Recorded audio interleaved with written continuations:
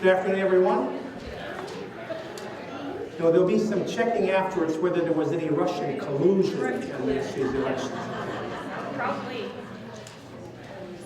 A couple of little stories while people settle in. A story told of a young woman, a teacher at a Catholic school, and she decided that for Lent she was going to give up sweets. That's what she's going to do for Lent. But there was a problem because between her and her school, she had to drive by a pastry shop, which I built. So she thought the only way to do this to avoid temptation would be to take an alternate route. So that's what she did. Each day she took an alternate route to work. Until one day, the alternate route to work was blocked by construction. So now she was forced to drive by the pastry shop. So she thought this might be a sign from God. Today, circumstance, remember conspiracy of accidents, she needs a pastry, but she said, I'll discern this. You know how Catholics discern this. And I'm sure you've done this. She says, I'm going to discern it this way. When I get to the pastry shop, if there's a parking spot open, God wants me to have a pastry. If there's no parking spot open, no pastry, well, God is good. On her fifth cycle around, a place opened up. Second little story again. A teacher, woman, and she had a kindergarten kid at home. And one day she took her little girl kindergarten to school. And she had her in the staff room. She's introducing this little girl to all. This is one of the teachers I teach with. This is the vice principal. This is the principal. This is the guidance counselor. This is the librarian. And the funny little girl said, but Mom, where are all the clowns you say you work with?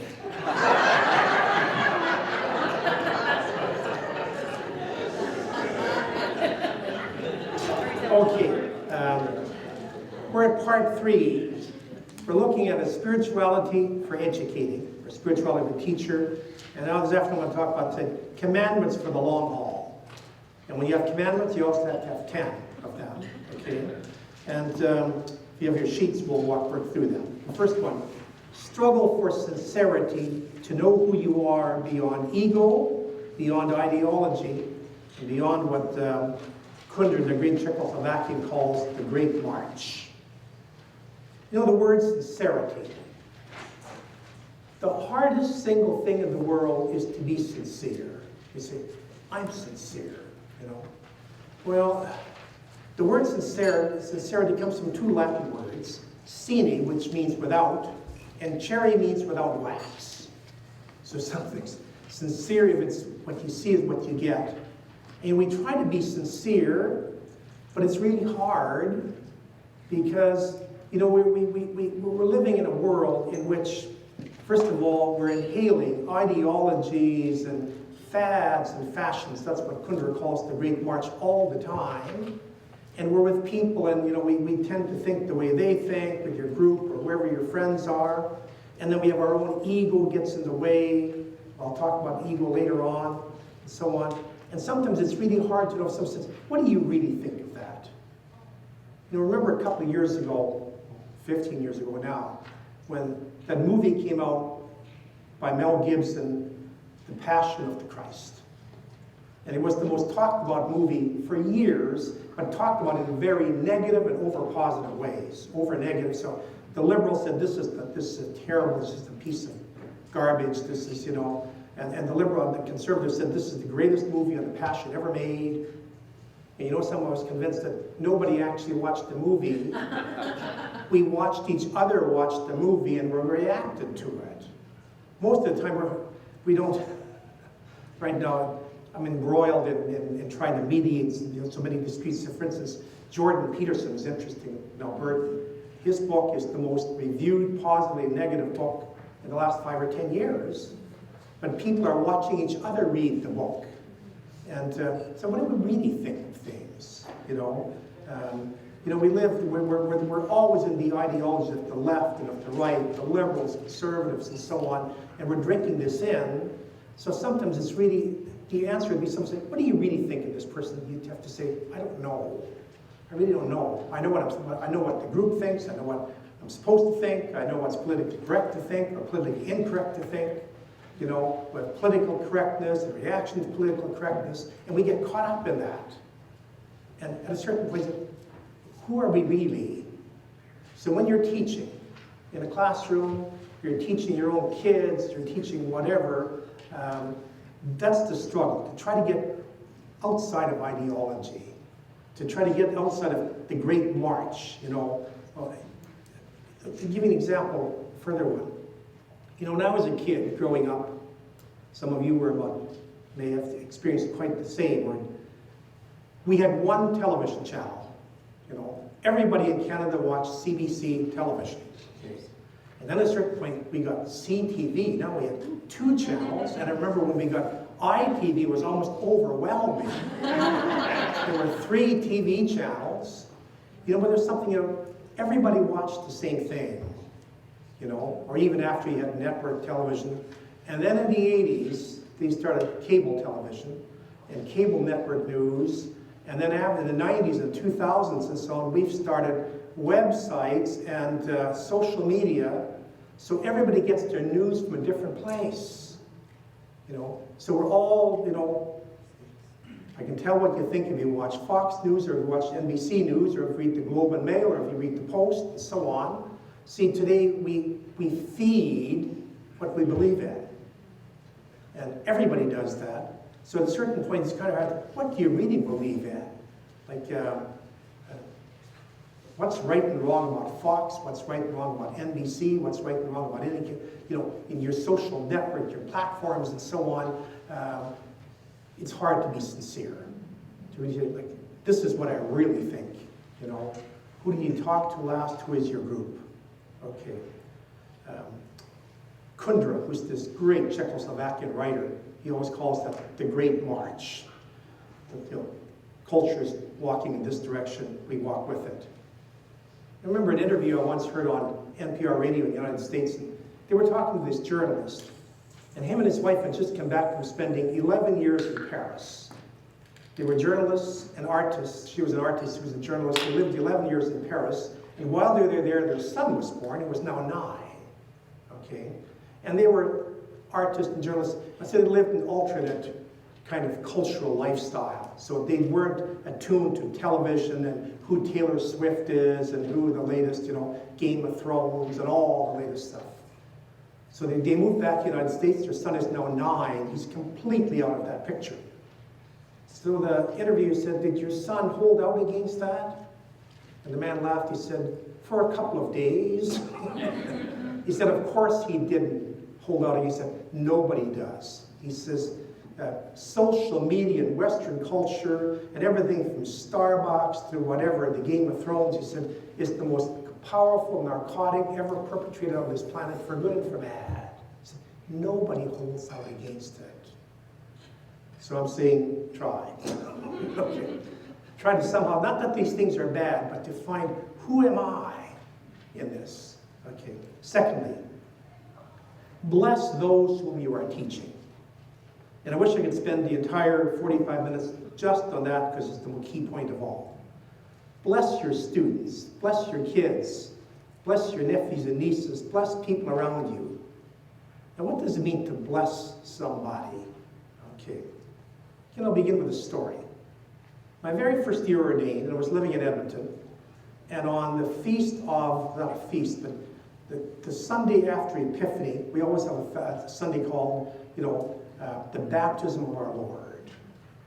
And that Sunday you celebrate Christ's baptism, and the text is always the same. There's 3, Matthew, Mark, Luke. They all have a beautiful text, and it's much the same. They said one day, before Jesus began his ministry, he went to the Jordan to be baptized by John. And John immersed his head in the water. He said, and then when his head broke the waters, notice that's a powerful image of birth. When a baby comes out of the mother's womb, it breaks the mother's waters. So he's being reborn. He said, and his head broke the waters. And then the voice from heaven, his father said, this is my beloved. And the Greek word there is, this is my blessed. This is my blessed one in whom I take delight. This is my blessed one in whom I am well pleased. Well, I didn't have much of a homily. It was the 5 o'clock Mass in the parish, and I said, You know, most of us, probably all of us in this room, we were asleep to our baptism. You know, we were infants and they baptized us. And later on, you were told about it. Even though you were asleep to it, just as surely as those words were spoken over Jesus, they were spoken over you. When you were baptized, the heavens also opened and said, "This is my blessed, beloved child, in whom I am well pleased." That should have been a safe homily, but it wasn't. I was in the sacristy taking my vestments off, and a young man came in, probably in his early 20s, and quite agitated. And he says, Father, he said, "I just came to Mass tonight," he said, "because I'm out on bail, and on Monday is my sentencing. I'm going to get a few years in prison." He said, "So I came here tonight, I thought the Mass would steady me." He said, "But I hated it. I hated the church." He said, "I hated your homily." I'm the only person who ever told me that, okay. He said, "I hated it because it isn't true. It's not true." He said, "Nobody has ever been pleased by what I've done, least of all my own father." It's no accident he's going to prison. He's never been blessed by his own father, which is also true for a lot of men. You know, anthropologists say today that hunger for the Father's blessing is the deepest hunger among all men on this planet. You know, to be blessed. What does it mean to be blessed? We just did an example. The Father looks down at Jesus and says, "This is my blessed one, in whom I am well pleased." You know, scholars will tell you to understand Jesus' consciousness. You have to understand this. You know, see, remember, it's the beginning of the Gospels, beginning of his mission. And that's why Jesus could look out and say, "Blessed are you when you're poor, and blessed are you when you're meek, and blessed are you in every situation." You know, because he hears himself as being blessed, and he's operating out of a blessed consciousness so he can bless everybody else. But you know, it's not true for most of us. Most of us operate out of a cursed consciousness. See, the opposite of a blessing is a curse. And a curse is not what you say when you slice your golf ball wrong, or when you get caught in traffic and are going to be late. That's just colorful language, okay? And incidentally, for a Catholic, that's not a sin. It's only a Protestant sin. That's true. Whole Catholic cultures, Quebec, Ireland, Belgium, Italy, they couldn't even speak if they weren't swearing all the time. That's not a curse. This is a curse. Imagine a little child in a high chair. Kid's a year and a half old, and little kids, after they eat, they spontaneously fuel up, and this kid starts shouting and throwing Jell-O around the room, and so on. And some adult says, "Shut up, stop that." That's a curse. That's 1,000 times worse than what you do when you slice your golf ball. You know, notice you've done the exact opposite of what the Father did to Jesus.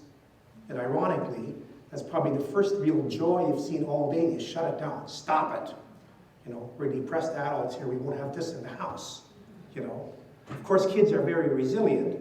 So a minute later, they're doing it again. And someone said, "I thought I told you to shut up." That's cursing.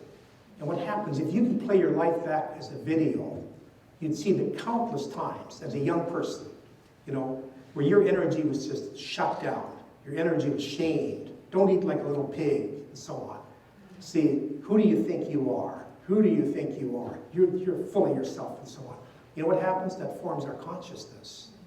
So we look out and say, "Well, she's full of herself. He's a jerk. You know, who does he think she is?" And so, see, that's our cursed consciousness.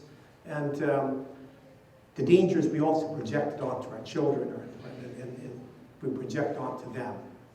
You know, in all religions and in all philosophy, they have this axiom. They say, you don't see what's out there. You see what's out there, but mostly you see it colored by what's inside of yourself. You know, so that, for instance, the Buddhists have a wonderful little parable. The Buddhist said, you know, one day the Buddha, and the Buddha is always fat. So this fat Buddha is sitting under a tree, and this young trim soldier walks by, says to the Buddha, "You look like a pig." And the Buddha looked up at him calmly and said, "And you look like God." And the soldier stops him. "Now, why would you say I look like God?" And the Buddha said, "Well, you don't see what's out there. We see what's inside of ourselves, and we project it out." He said, "Now, I sit under a tree all day, I think about God. So when I look out, that's what I see, and you must be thinking of other things." Okay. See, when we look and say, "This guy's a jerk, she's full of herself," we're talking about ourselves. You know, And we're talking about ourselves because that's been put into us. Stop it. Shut up. Who do you think you are? You're full of yourself. See that we project that out. The farmers back, I haven't quoted Saskatchewan farmers. The local farmers back home, this is one of their jokes. They said there was a grandfather, and he's taking his little granddaughter out for ice cream on a Saturday morning, and she liked this. The little girl was out with Grandpa for ice cream. But one Saturday, Grandpa couldn't do it, so Grandma took her for ice cream. They came back and said, well, how was it with Grandma? She said, well, it wasn't as much fun. She said, it wasn't as much fun because Grandma's so nice, she just smiles at everybody. Grandpa points out who the jerks and idiots are. Okay. Grandpa has a cursed consciousness, which is interesting. Now, the major thing, beyond all your skills as a teacher, as a parent, or whatever, you have to tell your kids, people you teach, you have to give them the opposite. You have to say, in you I am well pleased. You don't have to do that in language, you have to do it in bodily things and so on. The first thing of education that's going to draw out, remember last week we said, to draw out the oneness, the truth, the goodness, the beauty, you got to bless the kids. You'd say, you're wonderful, but you have to mean it, even when they're not very wonderful, and so on. This is my beloved in whom I take delight. As opposed to smarten up, put yourself together. It doesn't mean we can't correct, but there's a way of being correction. But the absence of blessing is so powerful among students. And, when you hear testimonies of, sometimes people who turned their lives around, or students who grew up in very rough homes and now are success, they'll always point out to a teacher or to an aunt or to somebody who inside of all of that blessed them. Somebody who singled them out and said, you can do this, you're wonderful, and so on. Inside of all the cursing we experience, we remember those who blessed us. Remember when Jesus said, this is very interesting, Jesus said, the kingdom of heaven is like a mustard seed. And the mustard seed is the littlest, tiniest of all seeds, but if it's sown, it becomes the biggest tree of all. That's so true, If I asked you, who won the Academy Awards last year? I'll bet you none of you remember. Who won the Super Bowl 3 years ago? Don't remember. If I asked you, who was nice to you in the playground as a kid? Which teacher do you remember? That you'll remember. See, you remember the mustard seed. You don't remember the big things, The things that shaped your personality weren't even your days of glory, or the valedictorian, or even your wedding day and so on, which were important days. They're beautiful, you celebrate them, but what shaped you, what put goodness, truth, and love into you is blessings you received, from your grandfather, from some teacher, from somebody, from your mother, from whoever. So bless those whom you are teaching. Then, bless your own gifts. Because we are cursed, it's very, very hard for us to bless our own gifts. And that's why mostly we deflect compliments. Someone says, you're just a wonderful teacher. Oh, I get by. Well, you shouldn't also puff up and say, of course I am, But just to bless our own gifts. And you bless them not by puffing up. You bless your own gifts by taking pleasure and enjoyment in them. There's a beautiful line in that movie, I can't even think of its name, about the Olympic runner, the Scottish guy. Chariots of Fire. Chariots of Fire. And remember, he says, I love running. He says, when I run, he said, God takes pleasure in my running. See, and that's also the way we praise God. When we say, let God be exalted, we give God praise. Well, God doesn't need us to say that. We do it by, valuing the gifts that God gave us. It was not to go. This priest friend of mine said he was at a mass. He said, in the reader, it was a young guy, he said, who had more confidence than talent. Okay. And he was reading a responsorial song. Instead of exalt, he said, our response today is, let us exhaust the Lord our God. Okay. We exalt the Lord our God this brilliant Scottish runner said, when I run, I take pleasure because God takes pleasure in my running. When you do anything well, you're teaching, something, whatever, just even being a mother or a father or a grandparent, God takes pleasure in that. See, and that's the way you bless your gifts. It's good, and so on. And then at the same time, to admit, accept, and forgive your own limitations. Every one of us has severe limitations. We have to make peace with them.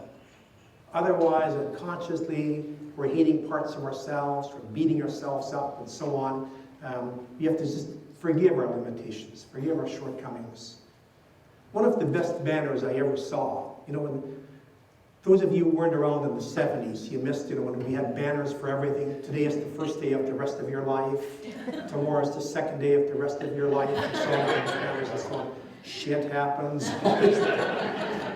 One of the best ones I saw was in a nun's room. She was my spiritual director for a couple of years, and she had a big banner, and it simply says, "Fear not, you are inadequate." It's a good one. And fear not, you are inadequate. Nobody is adequate. Should have quoted that last night. There's a British writer, Anita Bruckner. Remember last night we were talking about the limits of our life, where Karl Rahner says, nobody has to finish symphony, and so on. Anita Bruckner. And she works that into every one of her novels. Anita Bruckner says, in a marriage, she says, the first task in a marriage is for the husband and wife to console each other for the fact that they cannot not disappoint each other. See, we cannot not disappoint our families because we aren't God. See, only God cannot be disappointing because God is perfect. And all the rest of us, we're going to come up short. There's going to be limitations, and the big thing is we're going to be able to accept them in others if we can also accept them, first of all, in ourselves. If I can't accept my own limitations and admit them, then I can't accept yours either. And so we need to bless our talents. And, our background, and I don't want to blame Catholicism, it's true in all religions, we haven't been that equipped for that. We haven't been equipped, especially for the first part, and they go together, to bless our talents. We're all saying, well, then you're going to get proud.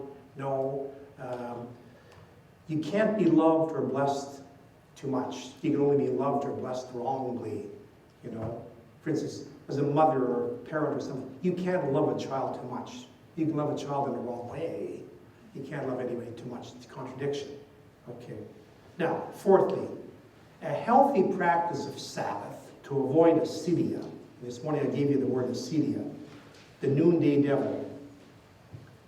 One of the occupational hazards in an occupation like yours or mine, where you're teaching, you're working with kids, this is important stuff. You're doing soul stuff. Is that sometimes we can get so wrapped up in it that that takes also the next point, that you don't have a life outside of your vocation. You have to, teaching, being a parent, and so on, that isn't a job, that's a vocation, okay? But you also have to have a life outside of your vocation. The priest who says, I'm just the priest, 24 hours a day, you don't want him as your pastor. Because sooner or later he's going to do some professional mischief, or he's going to have some angers or some kind of power issues. You have to have a life outside that. And that is the great Christian thing and Jewish thing of Sabbath. Jesus, or Scripture says, work for 6 days and then take a day off. Work for 6 years and take a year off. Work for 49 years and take about 3 years off. Then work for eternity, you're going to work for a lifetime, you're going to have all eternity off. You're going to be in sabbatical the entire time after your death, Remember, the word sabbatical comes from Sabbath, So to make sure you program in Sabbath. This morning I talked about the acedia, the noonday devil. And the Desert Fathers gave it to us. They said sometimes, you're depressed and you know why. But sometimes you're depressed and there's no reason to be depressed. That's what they call the noonday devil. And they call that acedia. Today they're doing a lot of psychological studies on that. And they say acedia mostly is caused by lack of Sabbath in your life. Acedia is a depression. It's depression. And really, you know what happens with that is your body shuts you down. So every once in a while, your body and your emotions stuff, they will simply shut you down because you haven't been shutting down. You know, so that it's very healthy. For instance, sometimes you come home from school, and you might have a long day, and you come home and you just flop in a chair, and you say, I don't want to do anything for the next hour. I want to vegetate here. You know something? It's the healthiest thing in the whole world. You're doing 45 minutes of Sabbath. Now, I once took a course from James Gill, who was this wonderful psychiatrist, taught at Harvard. He was a Jesuit. And he said, you should have a practice of Sabbath every day in your life. And he put it very simply. He says, every day, no matter how busy the day is, get up in the morning and say, I'm going to give myself something to look forward to today. 10 minutes, an hour. And he used an example. He said, today, he was lecturing at the University of San Francisco. He says, I have classes this morning. He said, I have a workshop this afternoon, and I have clients all evening. He said, but I have an hour and a half free at lunch. He said, and I've bought a beer, cooling off, and a Subway sandwich, and I'm driving down to the ocean. I'm going to eat that sandwich and drink the beer by the ocean. And I'm looking forward to that all morning. See, he's going to have an hour and a half of Sabbath.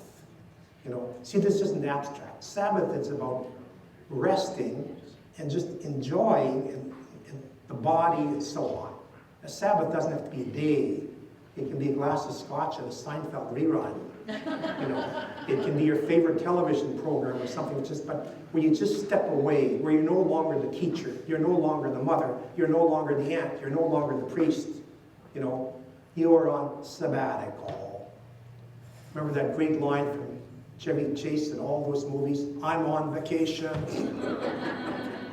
At least half an hour every day, they'll say, I'm on sabbatical.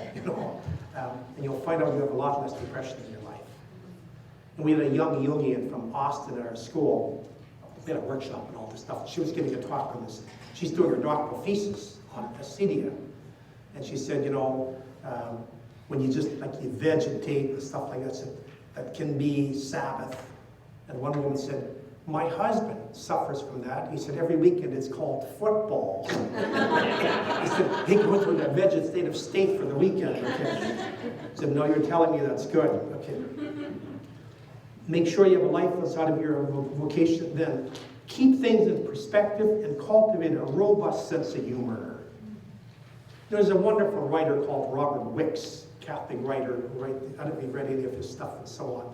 But he begins one of his books with this. He said he was asked to give a lecture for a class he was teaching at university. He said, and one day he went in, he says, and I just realized I stunk. He said, I wasn't well prepared. The kids weren't paying attention. They were diddling with their cell phones and all kinds of stuff. And he was telling his colleague, I just feel terrible about that. The colleague said, why? He said, well, I just stunk there. The colleague says, you know something? Those students, none of them are giving that a second thought. He said, they've already forgotten about it. He said, you haven't, you're not going to be sharp every day. You're not going to, and you have to keep a sense of humor about it. I work with administrative staff and I work with the faculty. And, when we have a lot of meetings. And sometimes the meetings are wonderful and sometimes they're awful. And the difference is quite simple. It's the same people. When there's humor, there's banter, there's lightheartedness, there's perspective, it's wonderful. When we're saving the world and saving the country and saving the students and we're over serious and so on, there's pompousness, it gets really nasty, See, so keep it light. They tell a story, I don't know if it's mythological or true, about John the 23rd. He said he used to go to bed every night. He was the Pope. He said, at a certain point, I pull the plug and I tell God, it's your world. I'm taking off the next 8 hours. And it is God's world, Remember, God is the first teacher and God is the first parent and so on. Even there's very parents. They have adult children who aren't going to church. You can get an ulcer over that.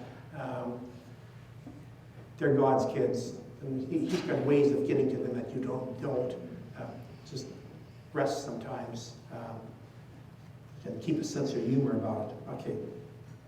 Then, as you mature in your vocation, move more and more towards second naivete and help your students to get there. Now, that second naivete, that's an expression given to us by Paul Ricoeur. It's a beautiful expression. You put it into other expressions, but what is second naivete? Let me give you just a little parable. You know, if you take a naive child, take a little kid, you're 5 or 6 years old, say, do you believe in Santa and the Easter Bunny? The kid says, yes. When they're a little brighter at 8 or 9, say, believe in Santa and the Easter Bunny? They say, no. You know, if they're really, really bright, a little later on, say, believe in Santa and the Easter Bunny? They say, yes, with a wink. There's I don't know what if you like this book, very few people did, but it's one of the most brilliant books written in education. Back in 1987, I was still teaching at Edmonton, and there was an educator from Chicago, Ellen Blum, who's since died. He wrote a book called The Closing of the American Mind. Very, very powerful book, and the reason I know it was a good book is because it was hated equally by the liberals and the conservatives. Both of them had huge issues with this book. And he was an atheist, and he wasn't coming from a church perspective, but he begins the book this way. And he was a professor of education at the University of Chicago, which incidentally is one of the 2 or 3 most prestigious universities in the United States. Okay. He said, when I finished high school, he said, I was very bright and I won a whole pack of scholarships. And he went to an Ivy League school, he went to Cornell as a psychology student.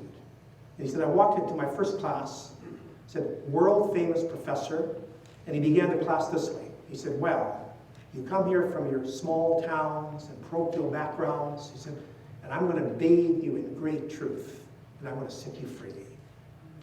And Blum said he reminded me of a little boy who told me there was no Santa and no Easter Bunny. He said, but he wasn't bathing me in any great truth, and neither was the professor. So Blum said, after I got my mark from him, I went to see him and said, Professor, you know what I learned from you? I learned that I'll forever teach the very opposite that you do. He said, I do that. He said, I teach at the University of Chicago, very prestigious, a lot of bright young kids come there. He said, I always begin my class this way. I say, you come here, you're pretty sophisticated. You've been a lot of places, you've done a lot of things, and so on. He said, and I'm going to try to teach you how to believe in Santa and the Easter Bunny again, and maybe you'll have some chance to be happy.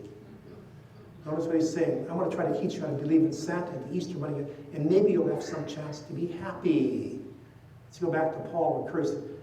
He's basically saying what Ricoeur says. I'm going to try to teach you how to move to second naivete. You know that both liberals and conservatives struggle with this. Conservatives, and bless them, and they mean well, they're so afraid of sophistication that it's going to lead you into dark corners and away from the faith and so on. If you learn too much, you're going to stop going to church and be this liberal elitist and so on. And a lot of times it's true, So it's kind of, we got to stop you.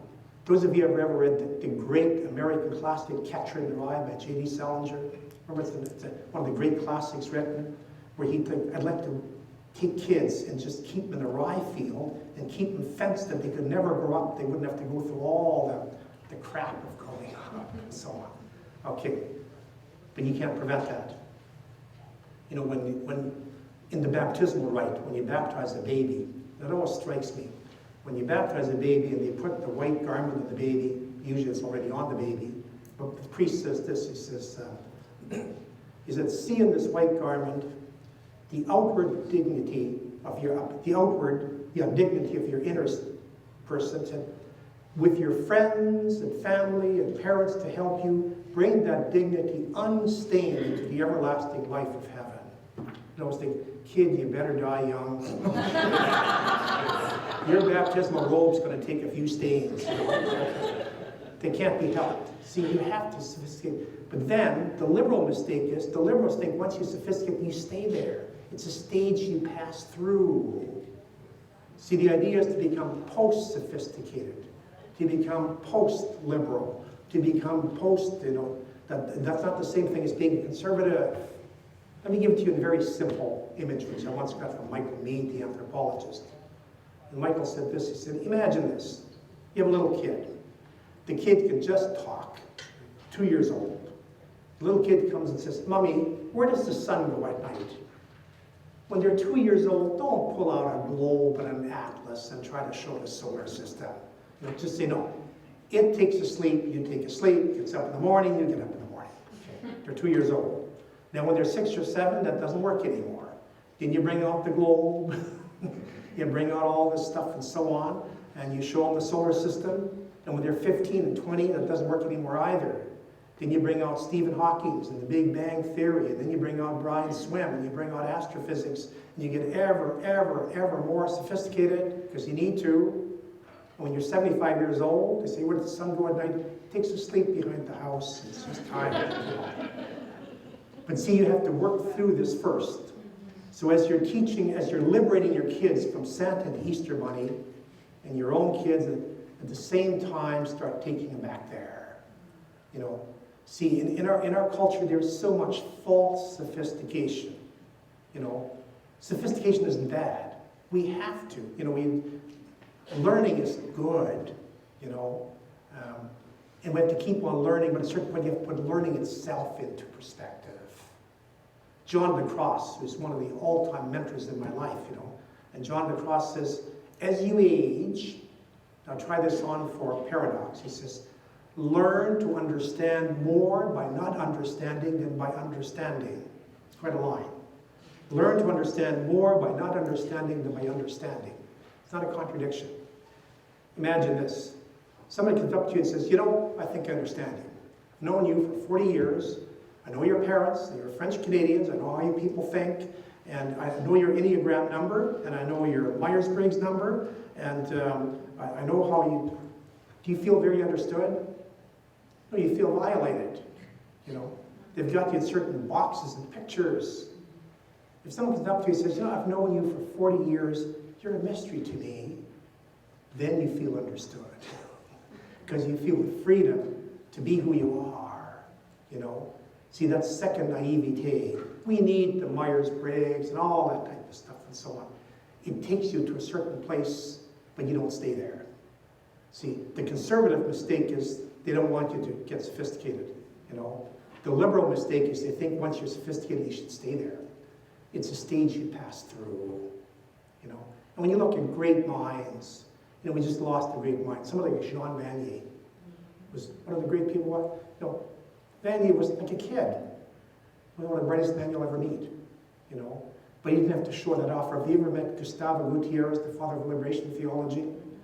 He can almost, like you're talking to a child, but don't be fooled. He's one of the brightest men you'll ever meet, But they don't have to show it at all. It's there. They use it as a foundation. They become childlike, not childish. I once saw at a university campus where Gutierrez was speaking, and some of the people they thought, God is a country bumpkin. So a couple of intellectuals tried to take him on intellectually. So they started challenging him. And they just kept upping the ante, and he stayed with them until finally they ran out of gas. And he came back to earth. And kind of saying, I can play this game if you want to play a game, but I'm here to try to change people's hearts. See, those are great people. They work out of second naivete. Okay, a couple of more. Accept, this is very important, accept that there will be tensions, misunderstandings, and unfairness on a daily basis. Whether you're in a classroom, whether you're in a house, whether you're in a parish, there will be tensions, misunderstandings, and unfairness on a daily basis. And know that your vocation is to help carry and transform the tension rather than to retransmit the tension. If you go into any staff, you work into any organization, or into any marriage or family, and you go there thinking, this is going to be a tension-free ride. You're going to be chronically upset and disappointed. If you realize there's going to be tension comes with the territory, and your job as an adult is to help carry that tension, to transform it. That's the only way you take it away. And all tension that we don't transform, we're going to retransmit. We'll just give it back. So an example, let me pick on priests, If a priest goes up in the pulpit on Sunday and says, something? This is about as bad a parish as ever been. None of you listen. You all come late for Mass. You leave early. I can't get any volunteers. Nobody gives a damn about you don't get along with each other. All of which is true. That's not the point. She'd tell me, you want to be the pastor? Do you want to be a parishioner? If you want to be a parishioner, sit with us. Your job as pastor, you're supposed to carry that, not give it back to the people you're trying to carry it for. Or if you're a parent, at a certain point you just lose it with your kids, and you say like, you know, what do you think it feels like being a parent in this house? And well, your job as parents is to carry the tension of the kids. Doesn't mean you can't discipline them. Wait till they go to bed, have about 5 drinks with your husband, and talk about selling them to a circus. Don't do it with them, you know. See, no, your first task, you know, and your primary task as an adult in every group, because every group you're going to be with, family, parish, staff room, you know, community room, politics, there's going to be tension. You know, just you take that's the cost of doing business. In this case, living. You know, but the task of the adult, the elder, is to absorb that. You know, elder is the masculine name, Sophia is the feminine thing. See, the feminine elder is Sophia, the masculine is an elder, and your task is to be the sponge that just absorbs tension. You know, imagine, I'm going to give you a double image here of transmitting tension or absorbing it. You know, the image of transmitting tension is the image of an electrical cord, this here. You know? See, electrical cord, what it does, it gives out exactly what goes in. 110 volts goes in, 110 volts goes out. Okay, it doesn't hold anything, just transforms it, transmits it. The opposite of that is a water purifier. You know, a water purifier takes in water with dirt, toxins, poisons, impurities, and it holds the dirt, the impurities, the toxins inside of itself and gives back just the pure water. That's an image of what it means to hold tension. You go into your staff room, you go into gossip, you know, there's going to be toxins, and so on. And you can transmit them, just, you know, or you can hold them and purify that. You know, they say the Lamb of God who takes away the sins of the world. Jesus didn't take away the sins of the world by magic, by paying some debt to his Father. He took them away by absorbing them and not giving them back. Okay. Then, number 9. Grow. Now this is a progressive, you know, developmental. Grow. This is more for yourself as a professional. Okay. Grow from proving yourself to helping your students to channeling God and truth. I'll put that in a different language. I got that once from a performer, an artist, a musician. He said, you know, when you first start in music, he said, you have to prove yourself. You know, he said, you're out before an audience and you want to show them you're really good. And he said, in essence, he said, you're making love to yourself. He said, when you get a little more mature, he said, you start thinking, I'm doing this for the audience. He said, and you start making love to the audience. He said, but when you get really mature, he said, you make love to the song. It's about the song. It's not about you, and it's not even about the audience. It's the same in ministry, teaching, and so on. Initially, you have to give yourself space. You start as a young teacher, you got to prove yourself. Or you give talks, you have to prove yourself. You know, then after a while, if you mature, you say, well, what can I give to help these people? But we have to also reach a point where you say, this isn't about me or proving myself or helping. It's about God and truth. You start making love to the song. Not to the audience, not to yourself. I'll leave you with that image.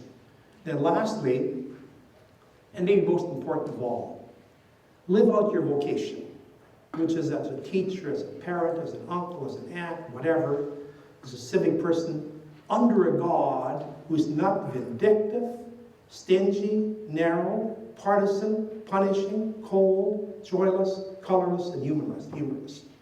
That is normally the God we're working with. You know, the God that most of us have been raised on and stored is a God who's narrow, he's partisan, he's stingy, he's punishing, he's cold, joyless, colorless, humorless. Remember our assistant novice master told us, we were all like 18-year-old guys, says, There's never one recorded incident of Jesus ever laughing. Isn't that a wonderful image of God? You know, that's just antithetical to everything God is. Sometimes I have students do this. I said, make a composite.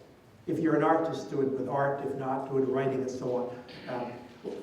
And just put faces into God. When you get to heaven, who do you want to see inside of God? Well, normally I want to see Mother Teresa. I want to see this. I said, what about Jerry Seinfeld? Don't you want to see that kind of color and humor and wit and so on? Because remember, Scripture says, God is the author of all that is good. Every good thing, which means God is the author of the beauty of the movie star's teeth. God is the author of the wit of Jerry Seinfeld. God is the author of Mother Teresa's virtue and so on. See, and God is God of abundance. I just read a line from Richard Rorty the other day. He says, it's interesting how we read Jesus on earth, and on earth Jesus absolutely forgave everything. It seems now that he's in heaven, he can't do it anymore. It's really true. The Jesus we believe in and the God who judges us in heaven are two different gods.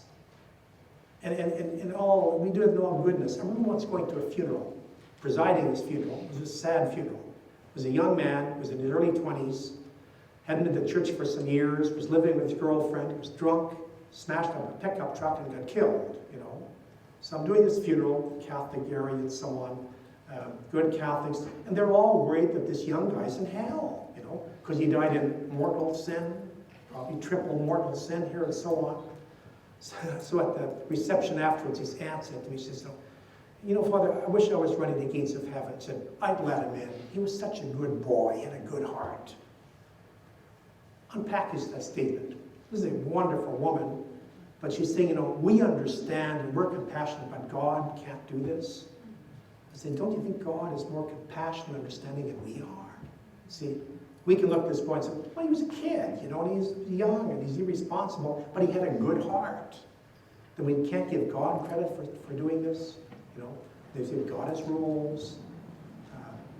When I write, every time I write an article on this, about God gives people second chances. Who knows if there's anybody in hell? I just get crucified by people. This is what Scripture says, and some are in hell and so on. So why is it important that anybody be in hell? First of all, we don't know if there's anybody there. In fact, some of the greatest saints, especially in the Eastern Church, they'd say, what's going to be the final triumph of Christ and the cross? When the devil himself converts and everybody in hell repents and goes back to heaven, then the work of Christ will be complete. There'll be nobody who's outside of love. That's the God we worship. God is prodigal beyond all prodigalness. Just give you a little, oftentimes we don't pick this up in the text.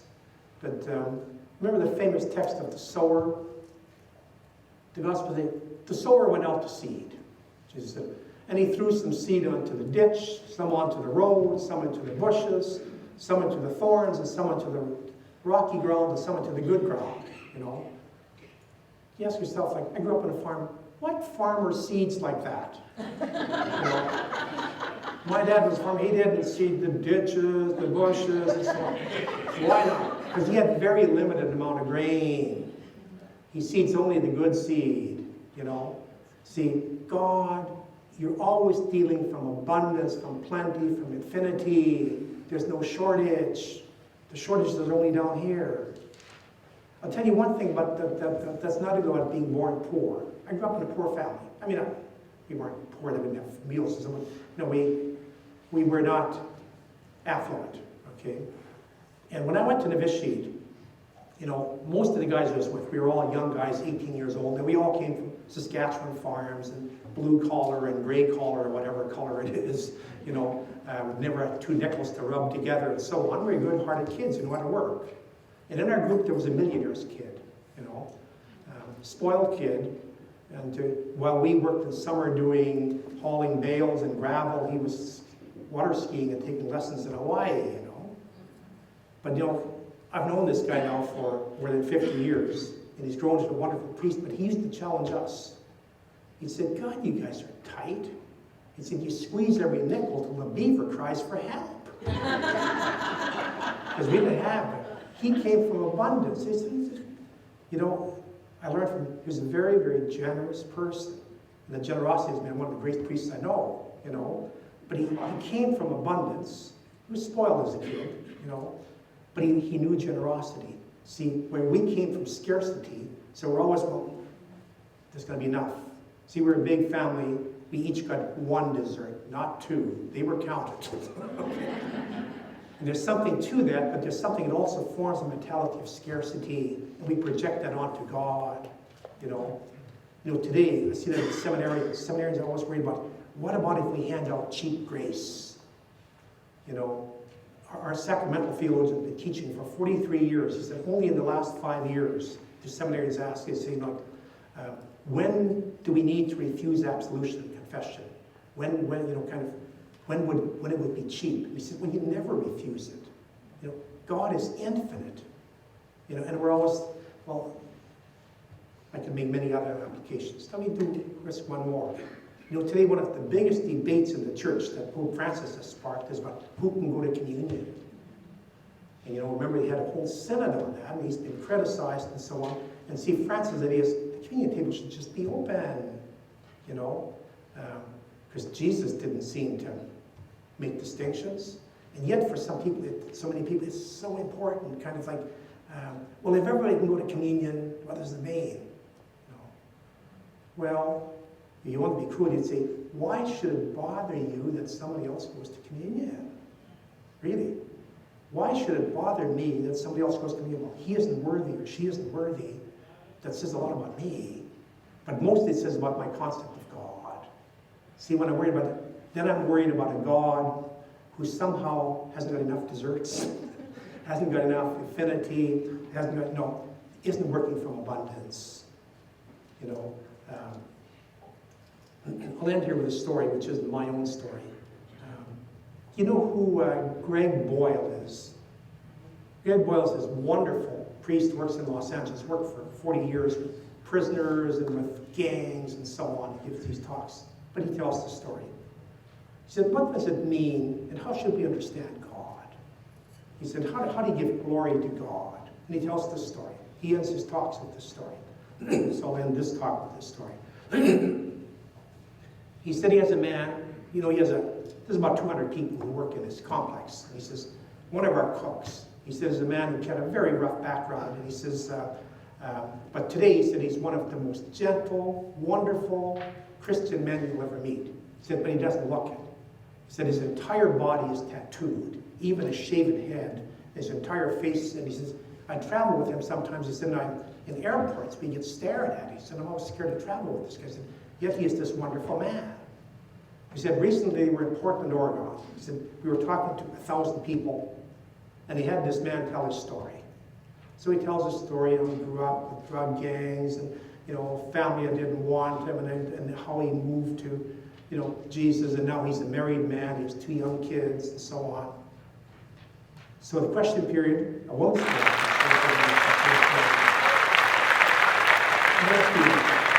have 2 young kids. What are you going to say about kids? What are you going to do with your kids? So he was quiet, then he started crying. And finally, through his tears, he said, well, I think I'll tell them that they shouldn't turn out like me. And this woman said, no. He said, I want you to tell them to turn out like you. He said, he burst out sobbing, and 1,000 people stood up and began to clap. He said, that's giving glory to God. That's understanding who God is. And so as a parent, as a teacher, in any kind of education, the most important thing of all, everything I said today, work on the last point, to know what kind of God we're working under. Julian of Norwich, the great mystic, she says, God sits in heaven, smiling, his face completely relaxed as he's looking at us. You ever thought of God as just smiling, looking at his world, completely relaxed? I don't think of God as tense and so on. If we get God right, we'll get all the rest right. And when we don't have God right, we never get the rest right, you know. And so I'll leave it at that. I think, is there going to be a question period afterwards? Is this? Yeah, reflection and then questions. Okay, well then, That works. you have a shot at me with this. Thank you.